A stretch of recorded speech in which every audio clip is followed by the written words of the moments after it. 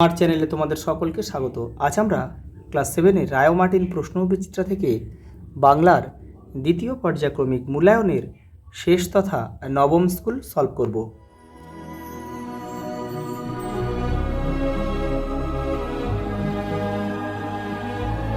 প্রথম প্রশ্ন, উপনিষদে উক্ত চরৈবেতি শব্দের অর্থ কি? এগিয়ে যাও। স্বদেশী মিটিংয়ের রীতি কি ছিল? নেতাজির বক্তৃতার আগে নজরুলের গান। জগতের দরিদ্র শ্রেণীর অধিকার রয়েছে ভারতভূমি, অধিকার করেছে ভারতভূমি।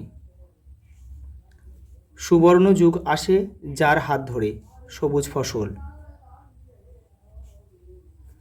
কোনটি ধনাত্মক শব্দ? ঝিরঝির। প্রদত্ত কোন শব্দটি রূঢ় শব্দের উদাহরণ? মণ্ডপ। মাঠে ময়দানে এখন শুধুই বিশ্বকাপ ক্রিকেটের আমেজ। এখানে মাঠে ময়দানে কিসের উদাহরণ? শব্দদ্বৈত। গঠনগত দিক থেকে শব্দকে দুই ভাগে ভাগ করা যায়, মৌলিক আর হচ্ছে সাধিত। সঠিক বানানটি হলো সম্বোধন, অপশান ক। প্রদত্ত কোন বানানটি ভুল? অবনী, এটা হর্ষই হতো। যৌগিক শব্দের একটি সঠিক উদাহরণটি হলো গায়ক।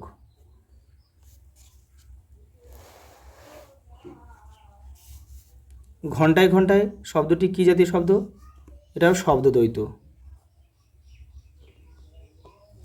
পরেরটা দেখো, রবীন্দ্রনাথ জনগণর যে ইংরেজি নামকরণ করেন সেটি হলো দ্য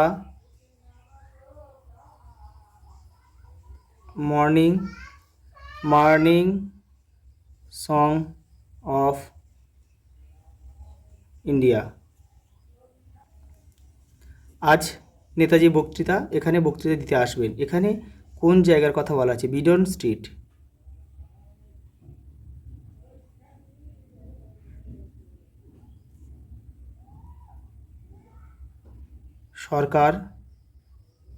সরকার বাগান।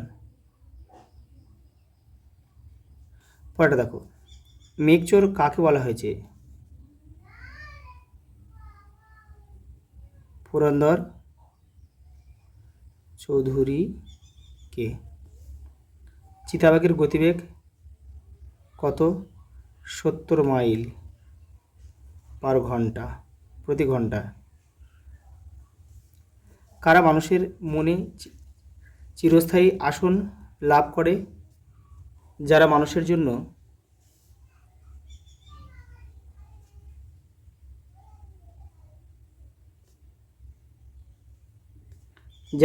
জন্য নিঃস্বার্থভাবে কাজ করে।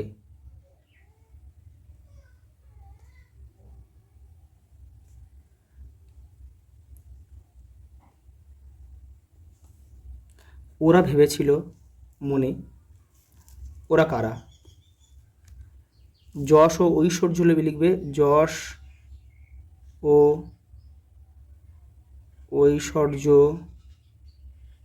ঐশ্বর্য লোভী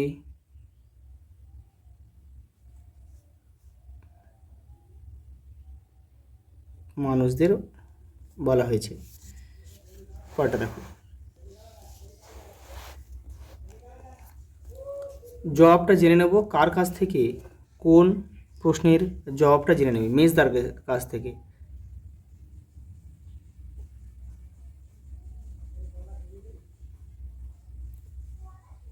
এই যে কোন প্রশ্নের উত্তরটা দেখো, ঝোলাগুড় কিসে দেয়? সাবান না পটকা।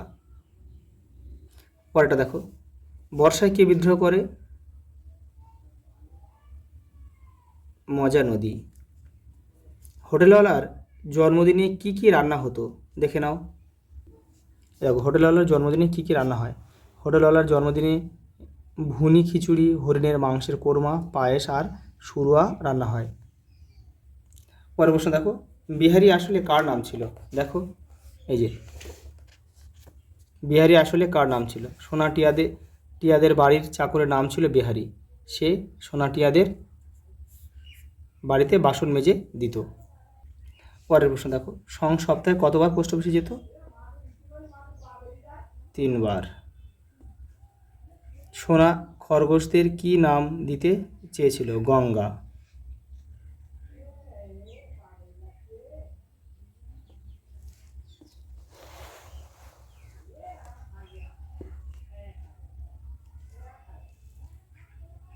পরেরটা দেখো, তার চলার ভঙ্গিটি বড় মজার। কার লেখা, কোন রচনার অংশ?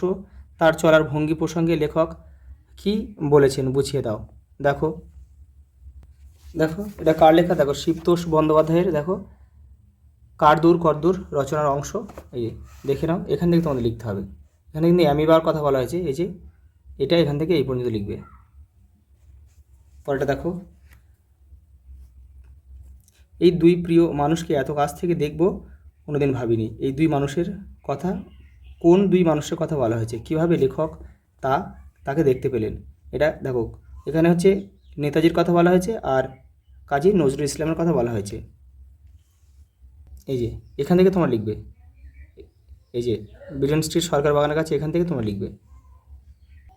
পরের প্রশ্ন দেখো, সবুজ ফসলের সুবর্ণ যুগ আসে, এটি কার লেখা? কোন কবিতার পংক্তি? উক্তিটির বা উদ্ধৃতিটির ব্যাখ্যা দাও। এই যে দেখো সুকান্ত ভট্টাচার্য, দেখো চিরদিনের কবিতার কিন্তু একটা অংশ, আর এখান থেকে তোমরা লিখবে এই পর্যন্ত। এখানে আমি লিখে দিচ্ছি কার লেখা, সুকান্ত ভট্টাচার্য।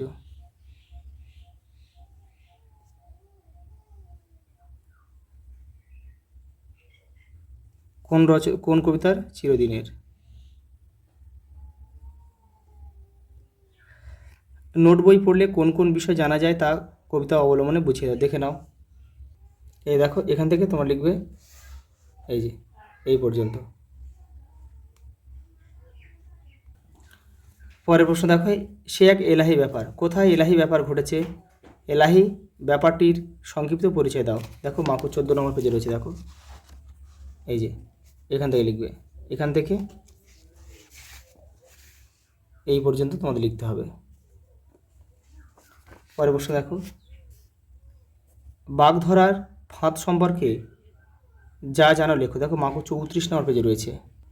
এই দেখো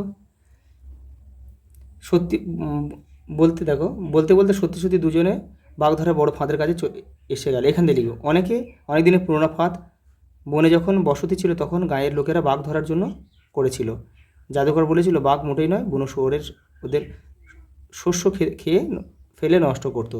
তাদের ধরবার ফাঁদ এগুলো। মাটিতে মানুষ গভীর গর্ত করে তার উপরে কাঠকুটো লতা পাতা দিয়ে ঢেকে রাখতো।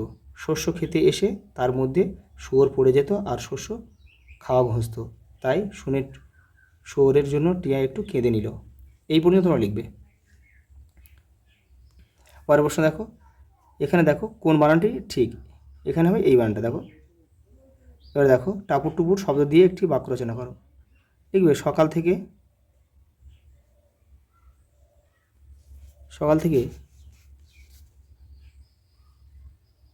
টাপুর